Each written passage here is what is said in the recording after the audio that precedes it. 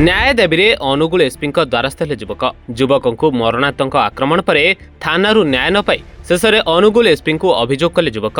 अनुगुल जिला हंडपा थाना अंतर्गत चुलियापुर गाँव स्वर्गत मनु बेहरा पुओ शुभम बेहरा तांकरी गाँव सिद्धांत बेहरा प्रतापपुर छकठारे शुभम को असभ्य भाषा गालीगुलज करने सहित जीवन मारिदेवा धमक देते।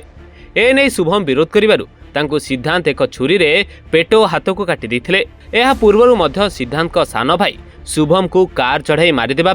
उद्यम करते जहाँफल शुभम को जीवन प्रति एवं विपद थिबारु से अनुगुल एसपी पाखरे अभियोग करिसेंते। मते हाणी हेडा आसी केस करे मो कका पु आगुरु झगड़ा हेतिला थरे एडा 10 तारिख रो 25 तारिख मते काटी दी छुरी रे हंडपा थाना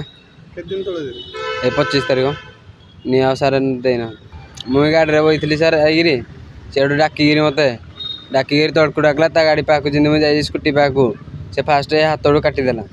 तापर एडो खांदोड़ काटी तापर एडो मु गाड़ी पाक आइली एडो घर को एडो आइली घर को जिंदे आइली मो मां का कहले सब चल थाना रे केस दो थाना को आला को एफआईआर से आगतरी आइ दे छेराना आमे देला को एडो ए दिन आ किछ नै तार दिन